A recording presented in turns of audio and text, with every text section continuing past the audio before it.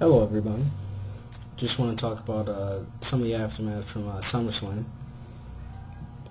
You have The Undertaker defeating Edge, throwing him through the ring and setting him on fire. Typically, if this was anyone else, they'd be dead. But somehow they're just going to find a way to bring him back, just like they do The Undertaker every time. Triple H defeated the Great Khali, which everybody knew would happen. There's word going around that they're supposed to fight until Survivor Series, and I'm sure no one wants to see that, including me. CM Punk defeated JBL. Very glad, because he needed the win, and I'm more interested in what's going to happen next month with his title. Matt Hardy defeated ECW champion Mark Henry by disqualification.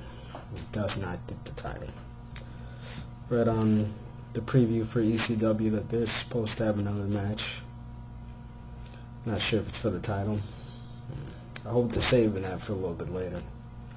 Maybe at Unforgiven. Batista defeated John Cena. Cena's on a big losing streak, getting beat by JBL, Triple H, and now Batista. He needs some kind of win soon, or else it's not really much.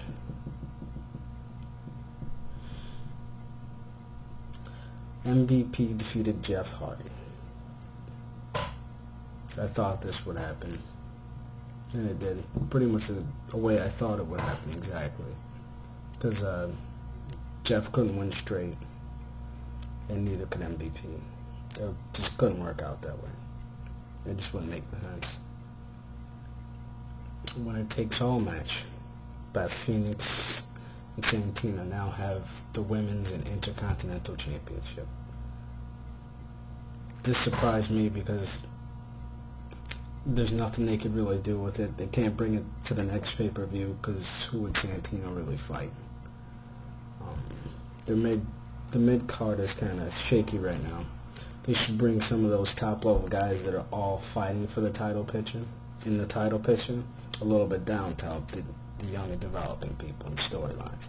But they're not doing that. They're keeping JBL, Batista, John Cena, CM Punk, Chris Jericho all in the title picture without bringing any of them down. And it's just creating a lot of clutter, and you're not getting to see who you really want to see on most of these major pay-per-views like SummerSlam. With Beth Phoenix getting the win, if there's no rematch with Mickie James for the women's title, the only person she can fight is Kelly Kelly, who has been jobbing to her. Well, basically, Kelly Kelly is the female jobber, but I don't think they'd really fight on a pay-per-view, even if it was Unforgiven. Okay.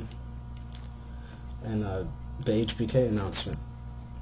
Jericho crashed it, which a lot of people expected they would.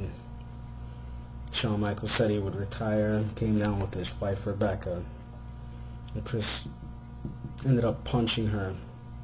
He missed a punch on Shawn Michaels and it hit her, and it was a stiff punch, a lot of swelling,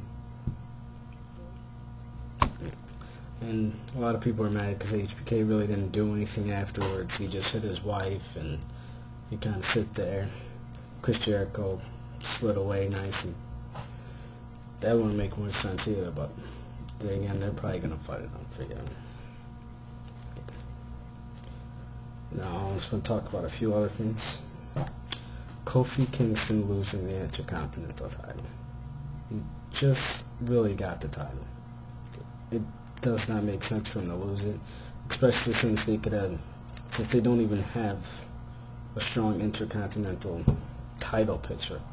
They could have brought someone down to help develop Kofi, and then he himself could have developed the young stars, or something like that. If they weren't ever going to do it themselves, they could at least have done it once.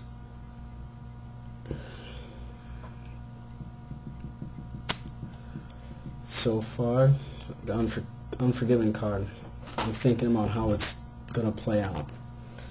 And I'm thinking Triple H will have to face either MVP, possibly Big Show.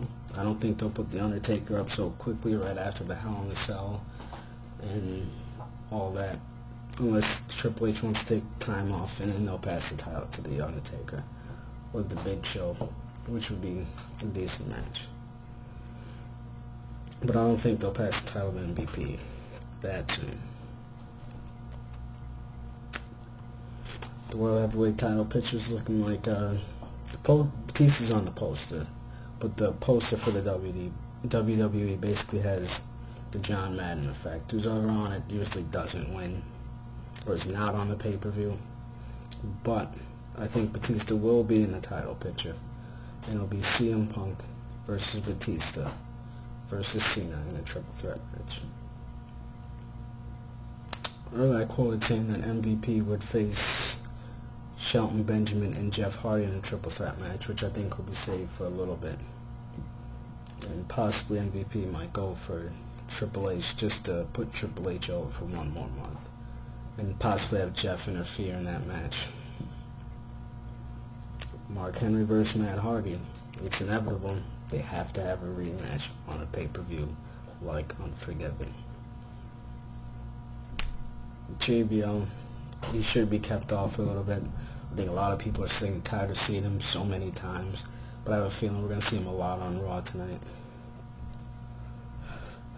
The Undertaker, he has to be on the pay-per-view, especially such a big following from the Hell in a Cell match. They couldn't keep him off for a week, but they could not.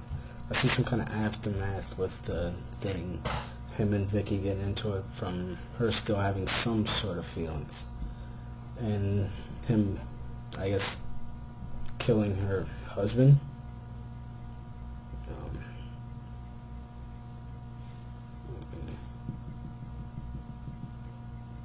And that's pretty much all. If you have any questions, you could ask me and everything. Let's see this.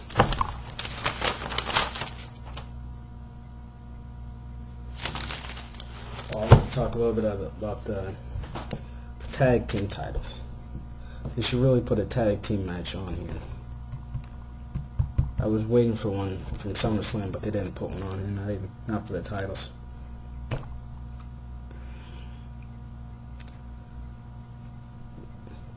There's not really much you can do for the tag team titles on SmackDown.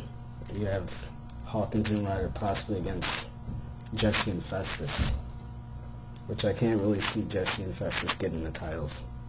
Just the way WWE goes, their look is not up to what they want, probably. That's what I'm seeing. On Raw, you could possibly have I forgot what they're dubbing the team. They're calling them, well, it's Cody Rhodes and,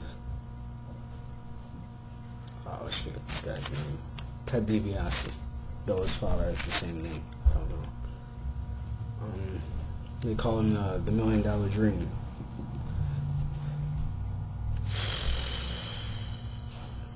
Which is actually a pretty good name. Or the Priceless Dream, something like that, I can't remember. Well, they could be taking on Crying Time, which I think would be good. It could possibly boost him if they put some kind of feud into it. But with the way they're handling Cody Rhodes and Ted DiBiase is that they're supposed to be the new age, and they're supposed to fight against the old age. And there's really no way old age people for them to fight. Can you believe they're already 2-time tag team champions? Just take the belts off to put them on Cena and Batista. It's like, it's the waste thing. Anyway, thank you. Alright. Bye-bye.